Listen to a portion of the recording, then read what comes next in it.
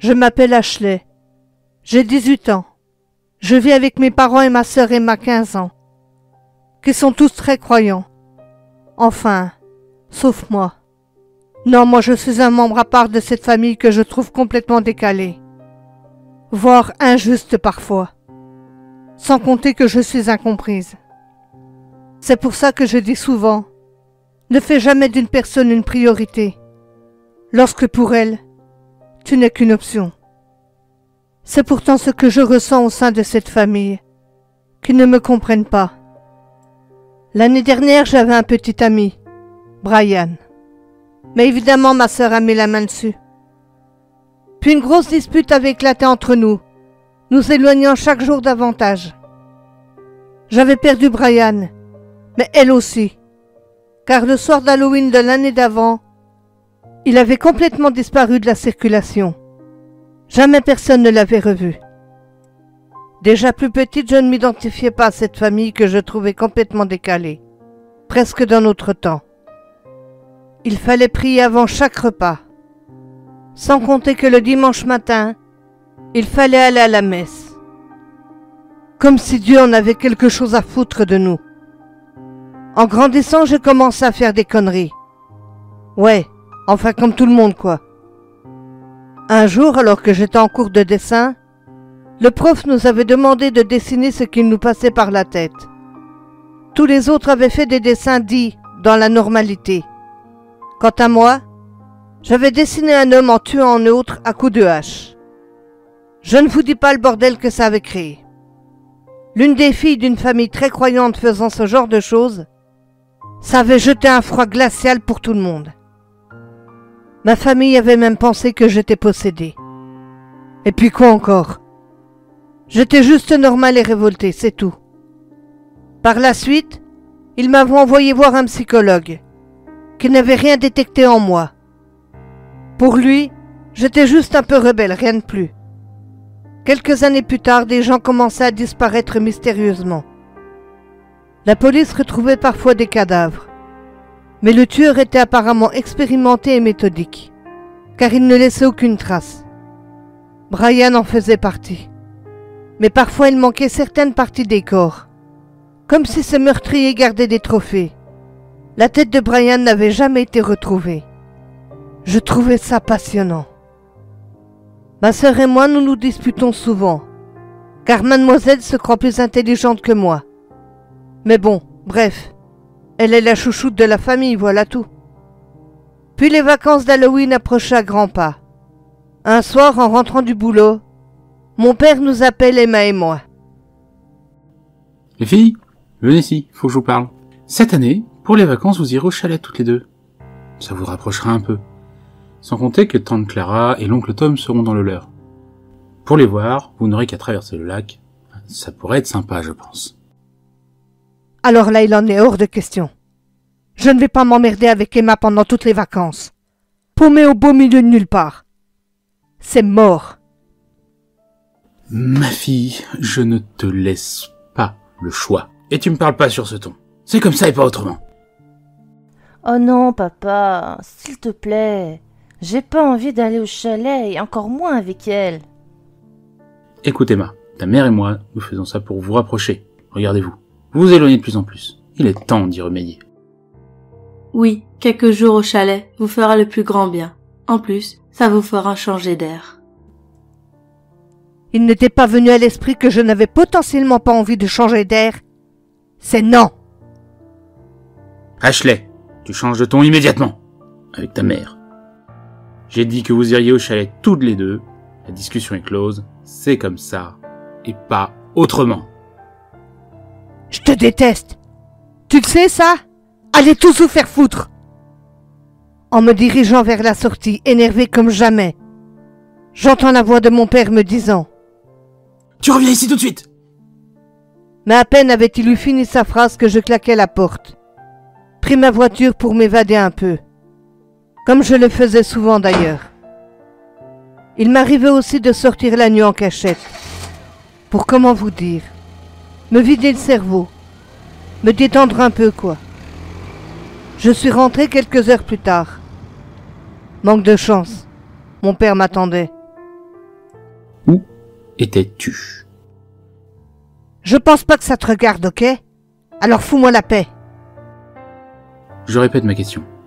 Où étais-tu? Réponds-moi, sinon... Mais je ne lui laisse même pas le temps de finir sa phrase que je rétorque. Sinon quoi, hein? Que vas-tu faire? Me menacer comme à ton habitude? J'en ai rien à foutre de ce que tu as à me dire. Tout comme j'en ai rien à foutre de toi d'ailleurs. Puis il m'a giflé, en me disant d'un ton menaçant. T'es qu'une sale gosse qui a aucun respect pour quoi que ce soit. Ni pour nous, ta famille, ou pour les autres. Je vais te dire une bonne chose. Tu n'es pas le centre du monde, espèce de petite conne. Maintenant va dans ta chambre et vite. Je ne suis pas le centre du monde, j'en conviens. Mais une chose est sûre, c'est que je suis supérieur à vous. Et ça, tu vois, ça me suffit amplement. Dégage dans ta chambre maintenant. Et prie pour que Dieu pardonne tes conneries. Le pauvre, il va avoir du pain sur la planche avec moi, hein. Dégage, je te dis. Je monte dans ma chambre, puis ma sœur frappe à la porte. Quoi encore? Ça va? Qu'est-ce que ça peut bien te foutre, franchement? Depuis quand tu t'intéresses à ce que je peux ressentir, hein? Parce que tu es ma sœur et que malgré tout je t'aime. Et qu'il serait grand temps d'enterrer la hache de guerre, tu ne crois pas? Qu'est-ce que tu essaies de prouver, là, hein? Rien, je veux juste que tu redeviennes ma sœur comme avant, c'est tout. Ouais, y a des choses qui ne se réparent pas. Écoute, on va pas se faire la gueule éternellement, non? Surtout pour un mec. Je me suis excusée. Que veux-tu de plus? Je sais pas, moi. Que tu disparaisses. Tout comme lui l'a fait. C'est pas sympa, ça. En plus, tu sais qu'il est mort. Ce tueur en série lui a enlevé la vie. Va savoir. Peut-être que ça t'arrivera aussi. On part dans 2 jours. Essayons de faire en sorte que ces vacances se passent bien et qu'elles restent inoubliables. Bonne nuit, Frangine. Puis elle sort enfin de ma chambre. Je commence à préparer mes affaires pour le chalet, vu que je n'ai pas mon mot à dire une fois de plus. 2 jours plus tard, ma tante et mon oncle arrivent. Nous partirons à 2 voitures. Ma sœur part avec moi dans la mienne. Mon Dieu, les filles, qu'est-ce que vous avez grandi? Oui, c'est fou ça. Vous allez voir, on va bien s'amuser. Mais ne vous inquiétez pas, on ne sera pas toujours dans vos pattes. Quand vous le souhaiterez, vous viendrez boire un bon café chaud à notre chalet. Mais pour le moment, nous buvons tous le café chez nos parents.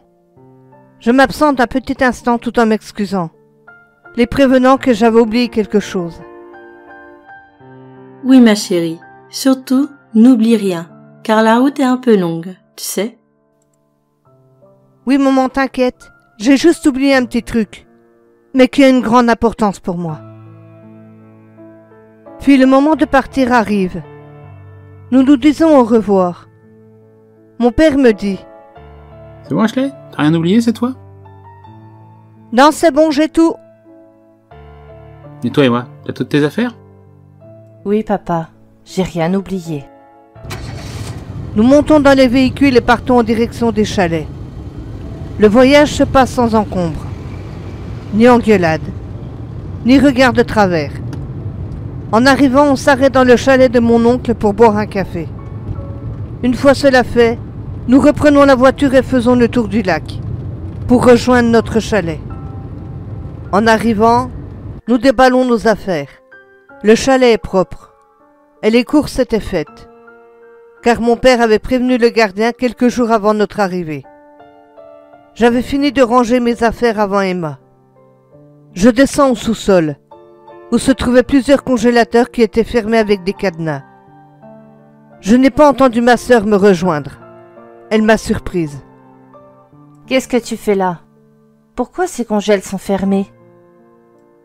C'est papa qui les a fermés. Il a dit de ne surtout pas y toucher. Ah, je vois.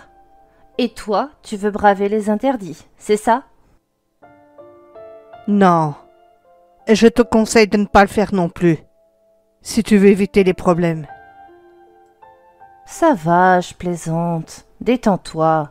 Viens, on remonte. Ça me fout la chair de poule ici. Une fois en haut, j'allume un feu, car nous sommes en montagne, et le froid se fait déjà sentir. Visiblement, les congèles fermés intéressent beaucoup ma sœur. Elle me pose tout un tas de questions à ce sujet. Je lui dis que je n'en sais pas plus. Elle lui déconseille fortement de continuer à y penser. C'est bizarre. C'est pas le genre de papa de fermer des congèles à clé. Tu crois qu'il te cache quelque chose? J'en sais rien, moi. Et arrête de me cuisiner sur ces foutus congèles. Tout ce que je sais, c'est qu'il nous est interdit d'y toucher. Alors oublie ça, ok? Ok, mais avoue quand même que c'est vraiment pas normal, non? Ça te surprend vraiment, toi? Il n'y a absolument rien de normal dans cette famille. Si ce n'est qu'on essaie de faire transparaître des a priori qui ne représentent aucunement la vérité. Que veux-tu dire par là? Ce que je veux dire, c'est qu'on doit prier et aller à la messe tous les dimanches. À côté de ça, on ne peut pas dire que notre famille se porte bien. À croire que l'on ne prie pas correctement. Mais personnellement, je pense que c'est l'image que l'on veut donner. Mais en fait, il n'en est rien. C'est faux, Ashley. Et tu le sais, nous sommes très croyants dans la famille. Ouais, bah parle pour toi. Car moi je ne me voile pas la face avec une croyance qui ne me ressemble pas. Bon, on a assez parlé de ça. Le débat est clos. Emma me propose d'aller se balader dans la forêt. Alors nous partons. Elle ne connaît pas l'endroit aussi bien que moi. Je lui montre des spots chouettes à voir. Une fois de retour, je lui dis que je vais chercher du bois derrière le chalet. Nous avions un préau où le bois sec était stocké. Mais quand j'entre dans la maison, je ne vois pas ma sœur. Instinctivement, je me dirige doucement dans le sous-sol. Elle y était malgré sa peur, regardant les congèles, les yeux remplis d'interrogations. « Qu'est-ce que tu fous ici ?» Rien du tout. Je regarde simplement. Tu aimerais sans doute savoir ce qu'il se cache à l'intérieur, n'est-ce pas? En fait, oui. Ça m'obsède, tu sais bien que je suis curieuse de nature. Tu n'y trouverais que la mort, rien d'autre. Mais surtout n'oublie pas que la curiosité est un vilain défaut, et que parfois, dans certains cas, on en meurt. Alors je te conseille d'oublier ton obsession, et de te concentrer un peu plus sur les tâches à faire dans la maison. Viens, tu vas m'aider à préparer le repas. Ok, d'accord.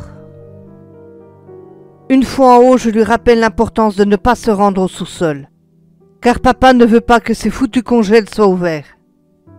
Je lui dis aussi qu'il m'avait prévenu de n'en parler à personne, car c'était un secret pour la famille pour Noël. Elle acquiesce, sans dire un mot.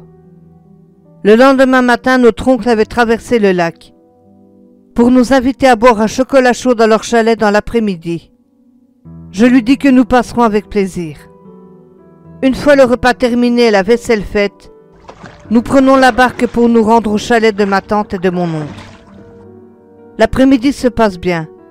Nous discutons de tout et de rien. Mais très vite le soleil décline et nous devons retraverser le lac pour nous rendre à notre chalet. Nous les remercions, puis repartons tranquillement, tout en parlant du dîner. Emma se propose pour préparer le repas. J'en profite pour prendre une douche. Tout en m'essuyant, j'entends du bruit dans ma chambre. Je m'habille rapidement et me dirige discrètement vers celle-ci.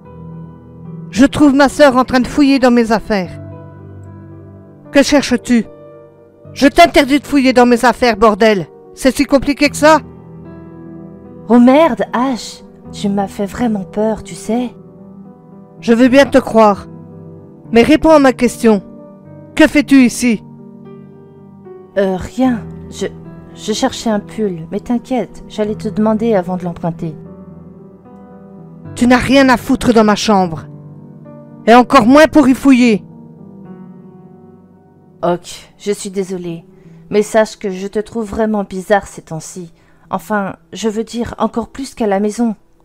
C'est comme si tu cachais quelque chose. Et j'aimerais savoir quoi. C'est juste ça, rien d'autre. Si je te le dis, je devrais te tuer. Plus sérieusement, je ne cache rien. Mais tu sais très bien que j'ai horreur que l'on fouille dans mes affaires, c'est tout. Allons manger maintenant.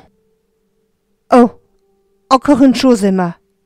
Si je te trouve encore à fouiller un peu partout, la prochaine fois, il se pourrait que tu rencontres vraiment des problèmes. Je ne serai pas aussi gentille, si tu vois ce que je veux dire. Nous descendons enfin dîner. Ma sœur me fait un peu la gueule. Mais peu importe. La nuit porte conseil. Je me suis levée la première pour faire un feu et préparer le petit déjeuner. Ma sœur arrive à son tour. Salut Sœurette, comment ça va ce matin? Salut, ça va. J'ai fait du feu car ça commence à cailler sévère dans le coin. Une fois le petit déj terminé, je fais la vaisselle. Puis Emma me dit qu'elle allait faire un tour dans la forêt. Je lui dis de ne pas trop s'éloigner car il y a des ours et des loups, et que ça pourrait s'avérer dangereux. Elle me rassure en me promettant de faire attention. La fête d'Halloween était le lendemain soir dans le chalet de mon oncle. J'avais décidé de faire des tartes à la citrouille, histoire de ne pas arriver les mains vides. Mais avant cela, je vais chercher du bois derrière la maison. Je prends une brouette, pour éviter les allers-retours incessants. Mais en regardant par la fenêtre du sous-sol, je vois ma sœur complètement figée par la peur et le dégoût. Merde, elle avait trouvé les clés et ouvert les congèles. Je prends mon couteau de chasse avec moi. Je coupe le fil du téléphone qui se trouvait à l'extérieur. Et je me rends immédiatement au sous-sol. Une fois de plus, je constate que tu es allé fouiller dans ma chambre. Pire encore, il a fallu que tu ouvres ces fiches congèles. Qu'est-ce que tu as fait, Ashley? Qui te dit que c'est moi d'abord? Il y a la tête de Brian juste ici. Tu vas pas me dire que c'est papa qui l'a tué quand même. Sans compter toutes les autres parties de corps qui se trouvent dans tous ces congèles. Mais pourquoi tu fais ça? Tu ne pouvais donc pas t'en empêcher, hein? Alors que je t'avais dit de ne rien faire concernant ces congèles. Tout comme je t'avais prévenu que la curiosité était un bien vilain défaut, et que l'on pouvait en mourir. Je pensais que ça t'aurait au moins fait réfléchir. Mais visiblement, je me suis trompée. Mais pourquoi avoir tué et démembré tous ces gens? De toute façon, ça n'a plus d'importance maintenant. Emma se met à prier puis me dit: Oh mon Dieu, tu es Satan en personne. Il faut me croire, ce cher Satan n'a rien à voir là-dedans. Le seul mal ici est plus dû à un manque de miséricorde de votre Dieu qu'à la présence hypothétique de Satan. Tu te souviens quand je t'ai dit que je devrais te tuer, si tu venais à découvrir toute la vérité? Ben, je ne mentais pas du tout en fait. Donne-moi ton portable. Hors de question. Alors là, tu peux toujours crever. Mais je lui mets une gifle avec le revers de ma main. Celle-ci fut si forte qu'elle en perdit l'équilibre et tomba à terre. J'ai dit, donne-moi ton putain de portable. De toute façon, il ne te servira plus maintenant. Je fouille dans sa poche et récupère le téléphone. Eh bien, tu vois, au final, c'était pas si difficile que ça. Bon, maintenant, par contre, il est grand temps que tu rejoignes Brian et les autres. Une bagarre éclate entre ma sœur et moi. Je l'ai mise à terre, mais elle a réussi à se dégager. Mais je l'avais blessée à la jambe. Par manque de chance, elle a réussi à sortir du sous-sol, puis de la maison, pour se diriger tout droit dans les bois. Grave erreur. Je connais ces bois comme ma poche, contrairement à toi. Je te retrouverai. C'est qu'une question de temps. Effectivement, je l'ai retrouvé au bout de 2 heures. Je l'ai ramené à la maison, puis je l'ai attaché. Dis un seul mot ce soir, et Halloween se transformera en un véritable bain de sang. Puis comme prévu, je décide de faire mes tartes à la citrouille. sous le regard apeuré de ma chère sœur. Je lui dis d'aller se préparer sans faire la moindre connerie. De toute façon, je ne la quitte pas des yeux. Une fois prête, je prends le sac où étaient les tartes. Et nous nous dirigeons vers la barque. Nous la mettons à l'eau et nous partons en nous dirigeant vers le chalet de mon oncle. Nous étions au beau milieu du lac, que mon oncle et ma tante nous attendaient déjà dehors. Ils nous regardaient arriver. Si tu fais quoi que ce soit pour leur indiquer que ça ne va pas, je planterai ce couteau et je le planterai direct dans la poitrine de Clara. Juste là, juste dans son plexus solaire. Et je le ferai glisser jusqu'à son estomac, avant de l'arracher, avec tout ce qui viendra avec. Tu saisis? Une fois arrivés au chalet, tous les deux nous accueillent avec joie et bonne humeur. Mais pourquoi boites-tu, Emma? Tu t'es blessée? Ah non, t'inquiète, Tata. Elle a senti que je faisais des tartes à la citrouille, alors elle a couru dans les escaliers. Puis elle est tombée. Ah, ça je comprends. Les tartes aux citrouilles de ta sœur sont délicieuses. Allez, rentrons maintenant. Il fait froid dehors. Oh, tonton, puis juste aller voir votre jardin. Il est si beau en automne. Oui, mais fais vite alors. J'ai rapidement fait le tour de la maison pour y couper le fil du téléphone, exactement comme je l'avais fait chez nous. En rentrant, je lance un regard froid discrètement à ma sœur, histoire de lui faire comprendre de ne rien tenter de stupide qu'elle pourrait regretter. La soirée commence bien. Ils nous avaient invités à manger avec eux. C'était sympa. Pour le dessert, je dégaine mes fameuses tartes. Puis d'un coup, sans crier gare, ma sœur se met à hurler. Attention, c'est elle qui a tué tous ces gens. Quoi? Comment ça? Que veux-tu dire par là? Arrête ça tout de suite, Emma, c'est pas drôle. T'inquiète pas. On s'est disputé avant de venir. Elle veut juste me le faire payer, c'est tout. Non, je vous jure, je ne mens pas. Les corps sont dans les congélateurs au chalet des parents. Mais enfin, Emma, tu ne peux pas dire ça de ta sœur, voyons. Ashley, c'est faux, n'est-ce pas? Bon, je vais appeler vos parents tout de suite. C'est une situation vraiment très grave. Mon oncle prend le téléphone. Je sors une arme à feu, celle de mon père. Rappelez-vous au début de l'histoire, j'avais dit que j'avais oublié un truc important. Eh ben c'était un flingue. Je le braque sur mon oncle en disant « Pose ça tout de suite. De toute façon ça sert à rien. Je l'ai coupé en arrivant. Je m'en foutais royalement de ton jardin. Et maintenant que personne ne bouge, bravo Sorette. Tu viens de déclencher à la fois l'apocalypse familiale, mais en plus le fameux Halloween sanglant que je t'avais parlé. Tu es vraiment conne, toi, hein? Mais mon imbécile d'oncle à la con sort son portable pour appeler les secours. Pose ça où je tire. Malheureusement, il ne l'a pas fait à temps. Je lui ai tiré une balle dans la jambe. Ma tante se précipite vers lui, me regardant à la fois d'un air méprisant et rempli de terreur. Emma, rejoins-les vite. Tu vois ce que tu me forces à faire? Tout ce bordel, c'est de ta faute. J'espère que t'en es consciente. Mais ma tante et Emma me balancent des tasses dessus. Si vous me faites encore ce genre de conneries, je vous mets une balle dans le crâne si vite que vous aurez l'impression d'être né avec. Je tire une balle dans les jambes de ma sœur et de ma tante, pour les immobiliser, vu que mon oncle, lui, est déjà à terre.